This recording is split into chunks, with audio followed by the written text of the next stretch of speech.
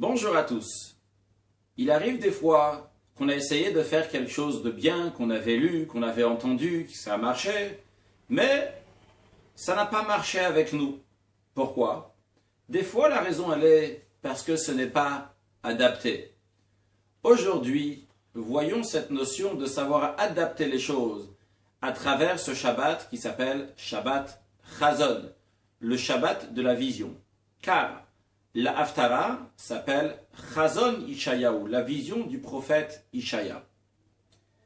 Rabbi Levi Yitzhak de Barditchev explique que ce Shabbat est appelé Shabbat de vision, pas seulement parce que on lit la Haftara qui s'appelle la vision du prophète Ishaya, mais aussi parce que chaque juif a le mérite de voir le troisième temple, le Shabbat Chazon. Qu'est-ce que cela veut dire? Bien, une fois, il y avait un roi qui avait un fils. Il aimait beaucoup son fils et il lui achetait un très beau vêtement, un beau costume pour son fils. Malheureusement, son fils n'a pas su se comporter comme il faut avec ce vêtement. Le vêtement s'est déchiré. Ça arrive. Lorsque le fils s'est demandé pardon à son père lui a dit « Il n'y a pas de souci, on va te donner un deuxième costume. Mais attention, garde-le bien. » L'enfant s'est habillé avec ce costume, mais à nouveau, il s'est mal comporté et le vêtement s'est déchiré. Après ces deux fois, le père il a dit « Je vais à nouveau t'acheter un costume, un beau vêtement, mais je te le montrerai de temps en temps. Je ne vais pas encore te le donner. Jusqu'à que tu vas te comporter bien, que ce sera une nature chez toi de bien te comporter. Et à ce moment-là, je te donnerai ce troisième vêtement. » Cela est une métaphore entre Dieu et le peuple juif. Dieu le Père, le peuple juif l'enfant. Dieu a donné le premier temple au peuple juif, mais le peuple juif s'est mal comporté. Alors, le temple a été détruit. Le peuple juif s'est repenti, a fait teshuva, mais après, Dieu lui a donné un deuxième temple. Et malheureusement, après, à nouveau, il s'est mal comporté. Le deuxième temple a été détruit. Dieu, il a dit, je construis le troisième temple, mais je ne te donne pas tout de suite. Je vais te le montrer de temps en temps. Jusqu'à que tu vas apprendre à bien te comporter, que ça soit naturel chez toi de bien te comporter. Et à ce moment-là, je te donnerai le troisième temple. Quand est-ce que Dieu nous montre ce troisième temple? C'est le Shabbat Chazon, le Shabbat de la vision. C'est le Shabbat qui est toujours avant Tisha B'Av, le jour de la destruction du temple. On nous rappelle que lorsqu'on va bien se comporter, Dieu va nous donner ce troisième temple.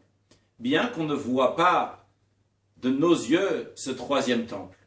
Mais notre Neshama, notre âme, voit ce troisième temple. La question qui se pose, c'est pourquoi prendre un exemple de vêtements pour le temple? On aurait plutôt dû prendre un exemple d'une maison pour le temple. Car premièrement, le temple est une maison, pas un vêtement.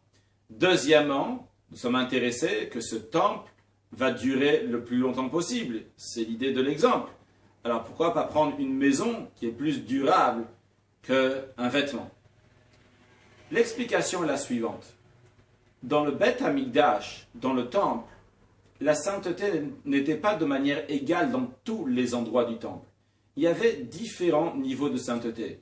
D'ailleurs, beaucoup de ces niveaux-là s'exprimaient aussi en fonction de leur hauteur, c'est-à-dire de plus en plus que ça montait, c'était encore plus saint. Si vous voyez dans cette image qui est un manuscrit du Rambam de Maïmonide, on la retrouve aussi ici en plus grand. Donc, on a le mont du temple qui est à ce niveau-là. Lorsqu'on va rentrer à Ezrat Nashim, le parvis des femmes, il fallait monter des marches pour pouvoir y arriver. Puis après, encore une fois, monter des marches pour arriver à Ezrat Israël, endroit où tout celui qui n'était pas Kohen pouvait rentrer pour amener un sacrifice. Puis après, encore monter des marches pour pouvoir arriver à Ezrat Kohanim, le parvis des Kohanim où les prêtres offraient les sacrifices. Après, lorsqu'on voulait rentrer dans le Echal, il fallait monter encore quelques marches pour pouvoir y arriver. À l'intérieur de ce Echal, on avait c'est bien le Saint et le Saint des Saints, donc qui est encore plus saint que le Saint des Saints est encore plus saint que le Saint, etc. À chaque fois, on monte au niveau de sainteté. Donc, qu'est-ce qu'on voit dans le temple? le niveau de sainteté était adapté en fonction de l'endroit. Cet endroit a besoin de temps, un autre endroit a besoin de tant de niveau de sainteté. Et ça s'exprime particulièrement dans un vêtement. Pourquoi? Parce que lorsque je vois une maison, je n'ai pas d'idée si la personne elle est grande ou elle est petite. Je n'ai pas d'informations sur la personne qui habite dans cette maison. Je peux savoir si elle est riche ou pauvre, mais ça ne concerne pas la personne elle-même. Ça, c'est les moyens de la personne. Par contre, lorsque je vois le vêtement de quelqu'un, le vêtement est fait en fonction de sa longueur, sa largeur, même si le vêtement n'est pas fait sur mesure exactement, mais en principe, on achète les vêtements qui nous conviennent, qui sont à notre taille. Et le Beth Amikdash, la sainteté était à la taille de chaque endroit. Tel endroit a besoin de temps, tel endroit a besoin de temps. En ce qui concerne nous, qui nous préparons à recevoir ce troisième temple, il faut aussi savoir adapter, nos capacités vont pouvoir adapter cette sainteté. C'est-à-dire, il y a deux manières de servir Dieu. Une manière qui est prendre une corvée sur soi-même, s'obliger à faire les choses. C'est bien, mais ce n'est pas suffisant. Parce que dans ce cas-là, ce n'est pas adapté à moi-même. C'est-à-dire, je me suis cassé. Ce n'est pas moi qui est en train de servir Dieu. Par contre, lorsque je me travaille, je fais que mon cerveau et mes sentiments vont aimer la divinité, vont ressentir cette divinité, vont ressentir que c'est important d'étudier la Torah, d'accomplir les mitzvot. Et je vais avoir même un plaisir de ça, je vais avoir une volonté de le faire. Ça va s'exprimer dans ma pensée, dans ma parole, dans l'action. À ce moment-là, c'est une deuxième manière de servir Dieu, c'est-à-dire que j'ai bien adapté la manière de servir Dieu et tout ce judaïsme. Et il en est de même dans chaque chose dans la vie. Tout est important et tout ce qui est dit dans la Torah est important. La question, c'est comment le faire adapter. De la même manière aussi, dans la vie de famille, lorsqu'il y a des règles, comment il faut se comporter, alors on peut les forcer, comme ça se passe dans la maison, comme ça mes enfants doivent faire, comme ça mon époux doit se comporter. Mais cela n'a pas pris vraiment l'autre, j'ai plutôt brisé l'autre.